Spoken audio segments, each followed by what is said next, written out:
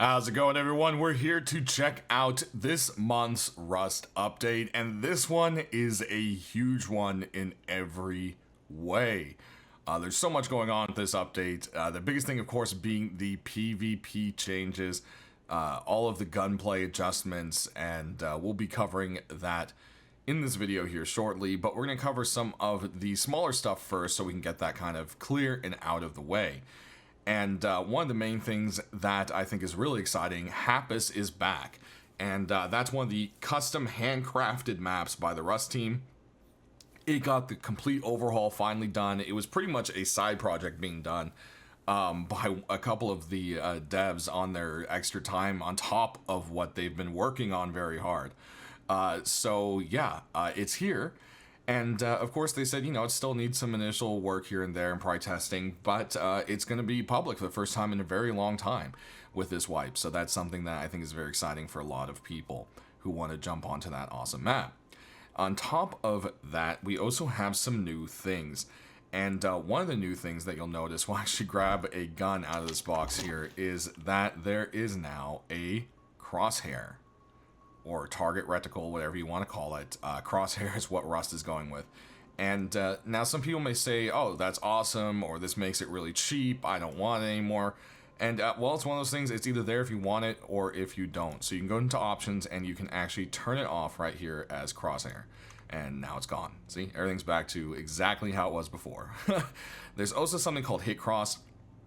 This shows X's on your targets when you hit them, so kind of like the visual hit markers in games like Call of Duty and so forth. This is something you can also toggle on and off. Hit flash is your screen flashing red when you take damage. This actually is kind of like directional damage, so like let's say someone shoots you from your back left, you'll kind of see the red on the back left. The only time you wouldn't see that is if someone's using a silencer, then there's no kind of directional to it. But some people may find the red flashing too annoying or so forth, and therefore you can turn it off, which is quite nice. There's the FPS counter settings and so forth here, but another one is going to be the head bob. They've added a camera head bob to a lot of the animations and view models, I should say, not really animations, view models. And you can turn this off if it bothers you. And usually head bob bothers me quite a bit, but so far it hasn't been. So hey, that's each person, it may be a little bit different, but yeah, these are some pretty important changes that you can go ahead and mess around with now. So there you have that. In addition to all of this, there's some work being done in the background on the pet system again, and it looks like the first pet we'll be seeing is going to be a dog. They seem to be working on that quite a bit, so who knows, that could be something we could test pretty soon, or it might just be something that's being slowly worked on. There's not really a whole lot of information there.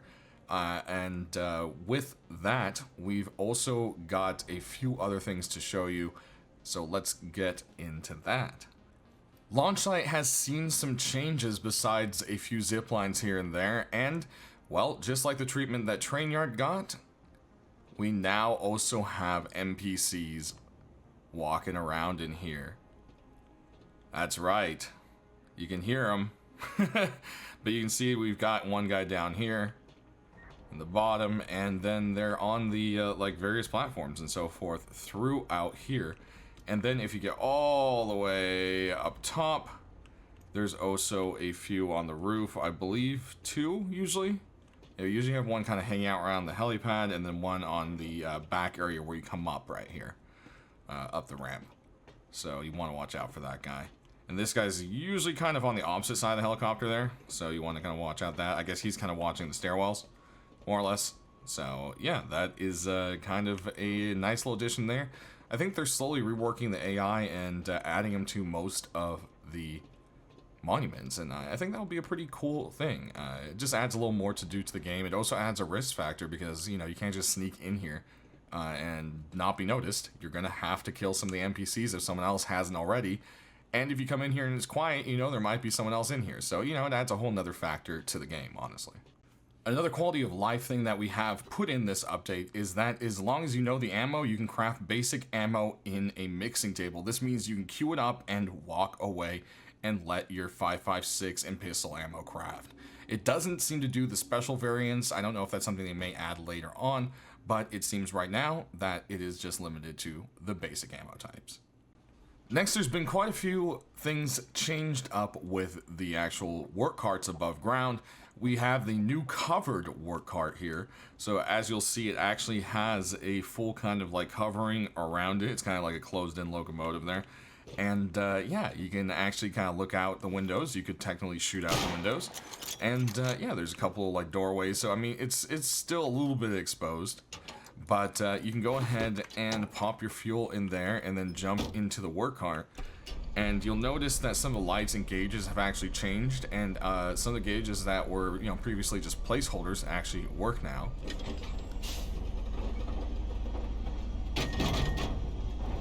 And see, now there's actually a notice for coupling, and you'll see now that 3 train cars are actually attached to us. So now if we start going, oh no, we got a 4th one. We start going in reverse here. You'll see we actually connected all 4 train carts. Hey, nice. So I'm assuming these eventually will be able to fill up with something, and these are parented actually.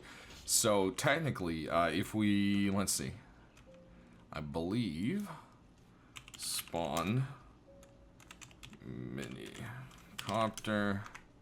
Yep, there's the mini copter. And yeah, it's sitting on there pretty well. So let's go ahead and run on through to the engine.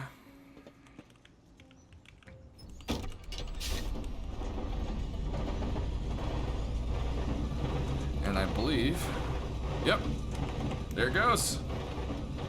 We're cruising on by. And there's that mini copter staying on there. Very fun. Now, they are also working on making this work with the scrap helicopter and so forth. I believe it works. There's still little kinks in it. But technically, I mean, if you can get a car up on here, or if you can get a car into the back of the scrap heli or whatever kind of thing, you can. So that's definitely something that's pretty fun. It still might be a little bit glitchy and it might fling you somewhere, so you want to be careful on that. But the train seems to be pretty stable with the flatbed there. And technically, it also works with the flatbeds of the cars, so you should be able to kind of load something into the back of a flatbed. So yeah, people have fun with that. Play around with it. See how it goes for you. Also, while we're talking about cars, I forgot to mention, there's also a vehicle sensitivity setting now under controls. So that's also something that will help some people who need either a little more sensitivity or less sensitivity when it comes to driving.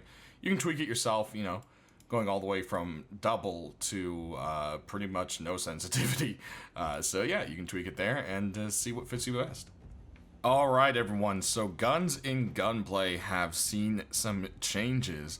And it's mostly for the semi-automatic, automatic weapons and so forth. Pretty much the guns that aren't affected are going to be these here, as well as, I don't know why I don't have the spaz in there.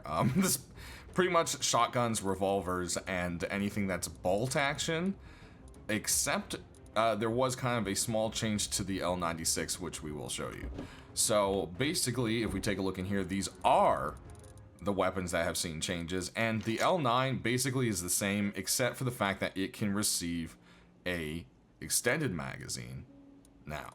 So that's kind of where that changed. And the M39 has seen a little bit of adjustment to kind of like its recoil, which will show, but honestly doesn't have that much of a huge change to it. But it also can receive the new extended magazine, and as you'll see, all the rest of the weapons in here can, except for the M2 and its new handmade version, which we'll get to here in a second. So yeah, basically, the changes have been done to this group of weapons here, and basically they work about the same as you would expect with the attachments.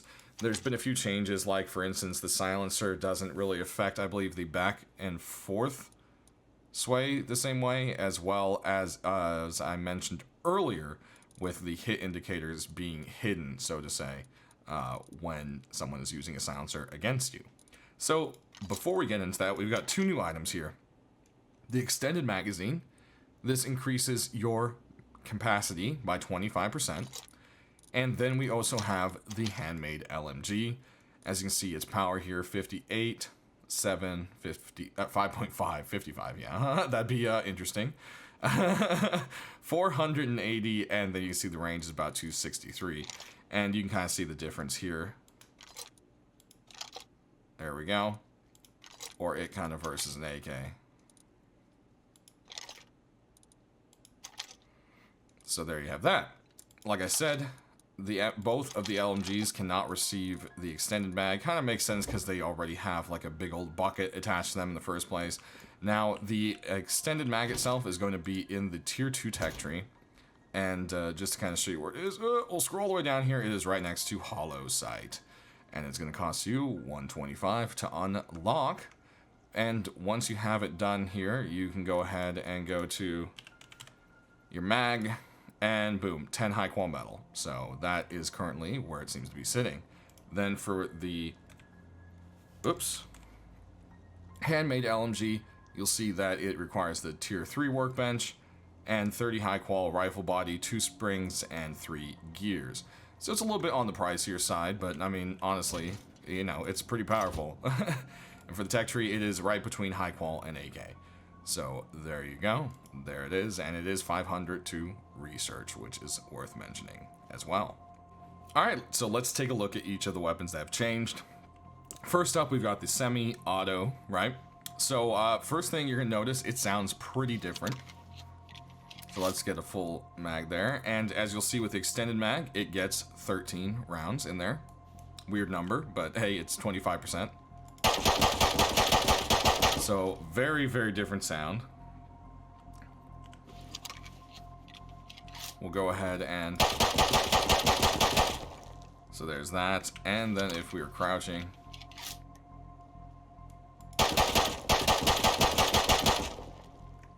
There you go. So, yeah, I think we may see a lot of people actually using this one again. Then moving on to the M39. You'll see it holds 19 with the extended mag. And it pretty much is about the same, I would say. This isn't one that changed a whole lot. Then we've got the custom.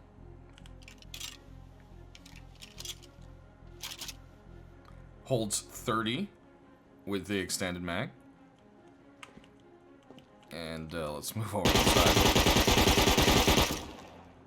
Listen to that thing. It sounds scary. I think it has a much more kind of handmade sound to it now, for sure. And it's a lot better than the placeholders. A lot better than those placeholders. Then we've got the Tommy here. You'll see it holds 25. Ooh, sounds brutal too. So, there's that. They kind of merge together, so we'll kind of do that again. So, boom. And boom. Then we've got the semi-auto. Its extended magazine brings it to a grand total of 20 bullets.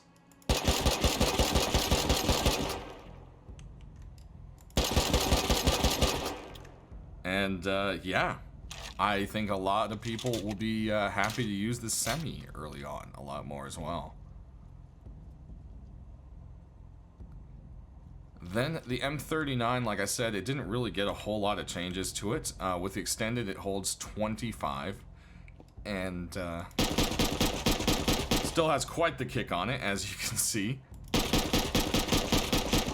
And yeah, it's pretty much kind of just a slightly wavy line straight up. So again, not a whole lot of difference there with that one. Go ahead and drag on down our next row here. And the MP5, as you can see, holds 35 with the extended. And has a very, very, very powerful sound now, I think. And let's go ahead. Crouched. It stays a little more clustered, but you can see there's a little bit of, you know, side to side, kind of halfway through. But you see it stays a little more clustered in the beginning. Then when we get to the beloved AK, its extended magazine count is going to be 38. And it pretty much is just a diagonal line going to the right. Like that now. So, yeah, that's, man, it's, so to say, a lot easier. And there you go, just a tighter line to the left. Not a huge difference there. Then we've got the LR. Holds a total of 38 as well.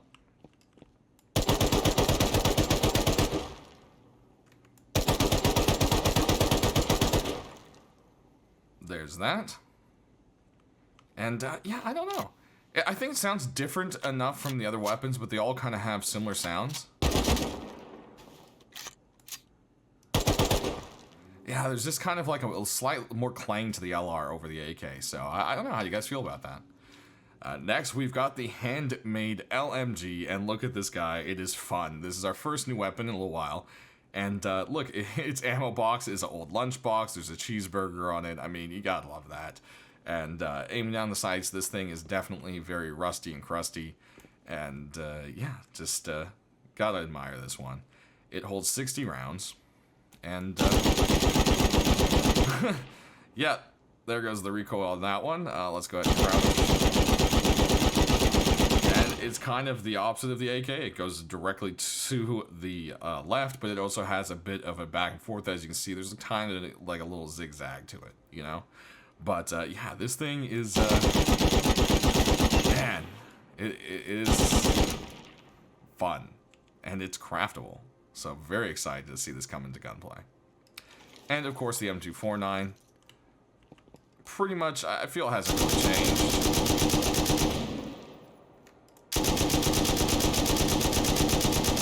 Pretty much the same beast it always has been. So that kind of upward zigzaggy kick to it, pretty much. So yeah, that covers the majority of the changes here, guys. How do you feel about it? I mean, honestly, you kind of have to jump in and try it. I first didn't really like looking at a lot of the changes until I started to feel the changes themselves, play around with them, and I still don't really have a good, you know, idea of it, and, you know, that's pretty much going to come down to playing in a live situation, so definitely excited to give that a try. But let's go check out the last couple of things we have here and get to it. Alright, so all you have to do is go ahead and make yourself a spray can, and once you own the spray pack, you can go ahead and do decals. And the way these work is if you hold down R for reload, you can switch to the Graffiti Pack, and then you've got all these different things. So if you do Graffiti Pack, oops, that's the default one, rock. Boom, there's the rock decal. Then we got a little Hazzy guy.